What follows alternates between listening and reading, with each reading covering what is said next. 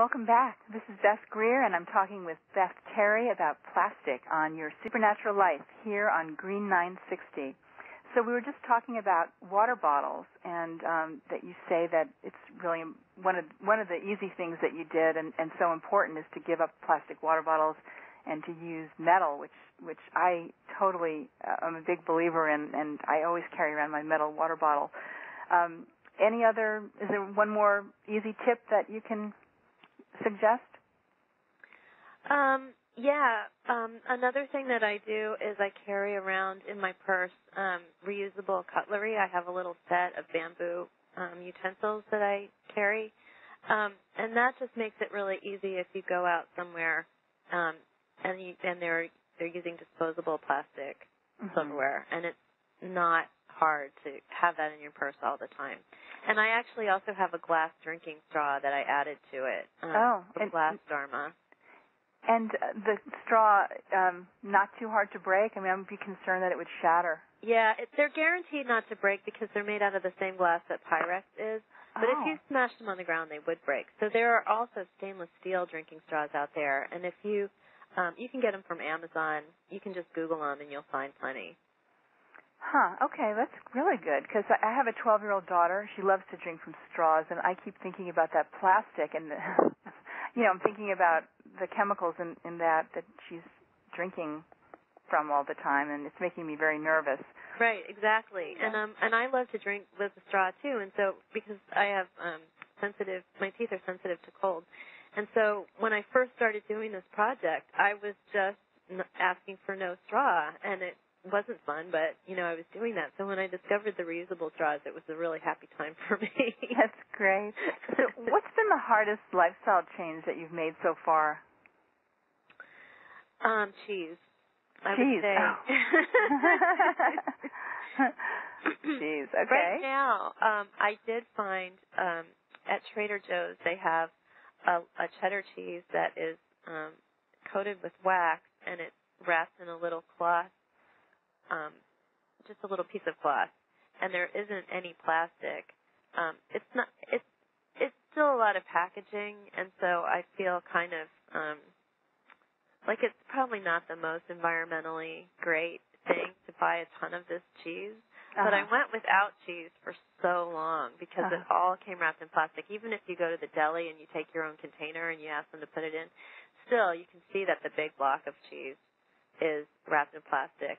So I'm curious, is you're not, wanting to, let's say you brought your container in and had them slice it and put it in there, is it that you just don't want to have that plastic touching your food? Or is it just sort of like a political statement that you're saying, hey, cut out, don't use this plastic anymore? I mean,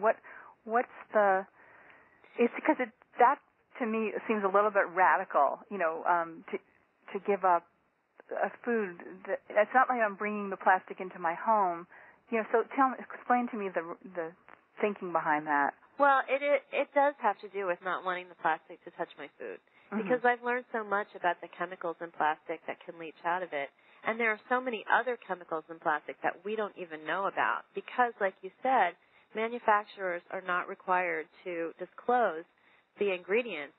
The additives in their plastic. And plastic isn't just the polymer. It's not just the number that you see on the bottom telling you what type of plastic it is, but they add all kinds of chemicals to affect the color, to affect the pliancy of the plastic, the texture, and whether it bends or whatever, and also antibacterials, which a lot of people don't realize. They're putting antibacterials into plastic? Yeah. Oh. Yeah, they are. And actually I'm about to write about that on my blog today. It's because plastics do, there are bacteria that grow on plastics. And testing cutting boards, for example, they found that wood cutting boards breed bacteria more slowly than plastic cutting boards. Right. I've gotten rid of all my plastic cutting boards, and I use bamboo and wood. Right. If you're just joining us, I'm talking to Beth Terry about plastic, and I'm Beth Greer, and you're listening to Your Supernatural Life here on Green 960. So now what do? Some foods only come packaged in plastic, like frozen foods or snack foods. You're avoiding those as well? That was really hard for me because I was actually a convenience food junkie. I mean, I was living on frozen meals, and I thought I was doing well because I was buying a lot of organic frozen foods and energy bars. And I was, looking at energy bars and buying organic and stuff. And when I gave up the plastic, I had to give up those types of foods. And I really tried. I mean, I tried really hard to find non-plastic wrapped convenience foods because I just didn't like cooking and I didn't want to have to change my lifestyle. And that's been one of the benefits of giving up plastic is that I eat a lot more healthfully right now. I buy whole foods. I shop at the farmer's market. That's fantastic. Yeah.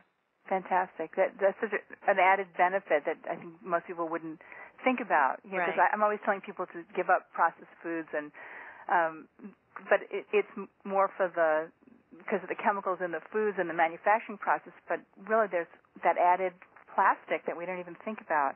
And what do you do about personal care products like shampoos and lotions and toothpaste and dental floss, all that stuff? Well, some of them I haven't been able to get away from. But, for example, with shampoos and conditioners and lotions, you can find plastic-free versions.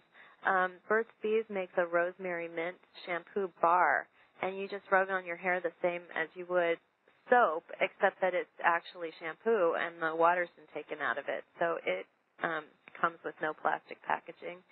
But I've actually switched to another method of cleaning my hair, which some people might think is a little bit radical, but it works really well for me, and that's called the no-poo method. You can actually Google that. And it's washing your hair with a solution of baking soda. It's 1 tablespoon of baking soda per cup of water, and then rinsing your hair with a solution of apple cider vinegar, and that's the same measurements. And for me, it works great. I don't know if it works for everyone's type of hair, and that's just one way to avoid all kinds of other ingredients, because even if we buy shampoo bars, we don't necessarily know if they have synthetic fragrances in them and other kinds of chemicals. It's like you're getting back to the pioneer days, it sounds like. Somewhat, that's right. And then there are actually lotion bars that you can buy. I have not found a completely plastic-free solution for toothpaste, but I use the Tom's of Maine toothpaste that comes in a metal container because you can send them back for recycling to Tom's of Maine. Now, they do have a lining on the inside because all aluminum containers do, so it's kind of similar to cans. But I don't think the toothpaste is put into the container at such high heat that food is put into cans. And that's one of the reasons that BPA leaches into food from cans, because it's canned at such high heat. And I tried brushing with baking soda. It was just too harsh for me. The dental floss, I found dental floss that comes in a cardboard box. It's called EcoDent. Right, I use that. But the floss itself is made from nylon. So I found a silk floss, actually. Did that come in a cardboard box? Trying to remember. I think it does, yeah. And it's from Radius. Yeah, so you can check that out. So far I haven't seen dental floss except for EcoDent that doesn't come in a plastic container, but I'd love to look into that more. Right. Household cleaning products. I mean, I use vinegar, which you can get in a glass bottle, but hydrogen peroxide comes in plastic. I've never found it to come in anything else. What do you do about household cleaners?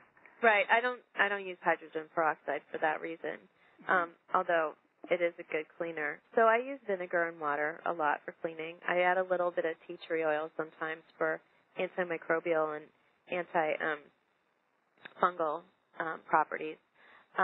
We use other things that we use are baking soda. We use baking soda for everything. And I've actually started, for the dishes that I hand wash, I've actually started using baking soda to hand wash them, and it works really well.